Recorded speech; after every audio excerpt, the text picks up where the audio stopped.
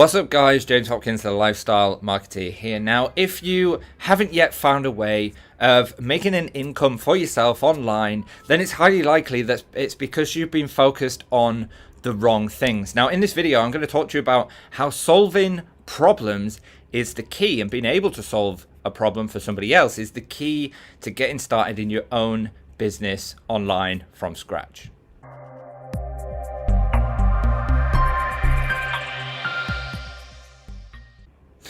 Okay, what's up guys, welcome back to the Lifestyle Marketer channel. Please do hit subscribe, hit like on this video, leave me a comment, let me know what you think. Now, today I want to talk about solving problems and how in business people get paid to solve problems. And it's highly likely that if you haven't found a way of making an income for yourself online, then it's most likely because you've been focused on the wrong things. And in my experience now of speaking with and coaching directly and indirectly literally thousands of expats in starting their own business, I see very common, I see patterns in the common mistakes that beginner startup entrepreneurs make. And the biggest one is focusing on the wrong things. It's focusing on trying to make money. And it sounds counterintuitive, but like the more you focus on trying to make money, often the less money you make. Now, what you need to do instead is you need to focus on solving problems, and you need to focus on solving problems for another person, another business. And this is the easiest, the fastest route to starting your own successful business online and obviously making an income off your own back.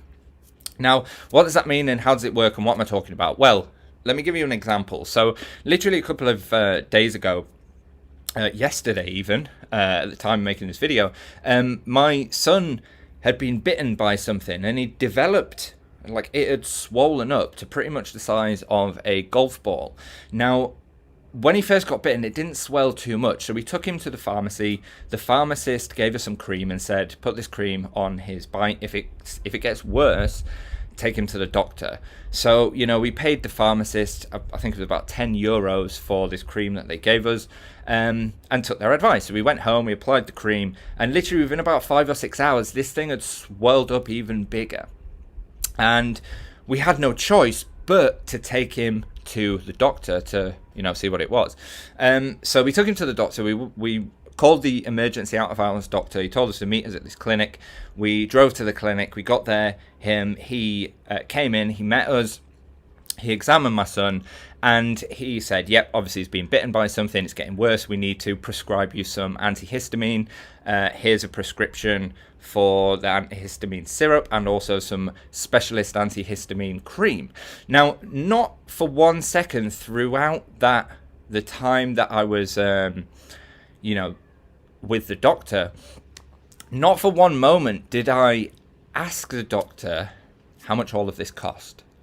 And here's why. Because he is solving a very specific, a very important problem, and that is fixing my son, right? Making sure my son is safe and my son is okay. Now, because he solves such an important problem for me and other people, he's able to charge just about high rates, right? I can't say whatever he wants, but he has a good control over how much money he can actually charge for the problem he solves, because without him, the problem would get worse. And, being a doctor, worst thing that could happen, somebody could lose their life. Therefore, they solve a very big problem. This is why doctors are high paid. This is why lawyers are high paid.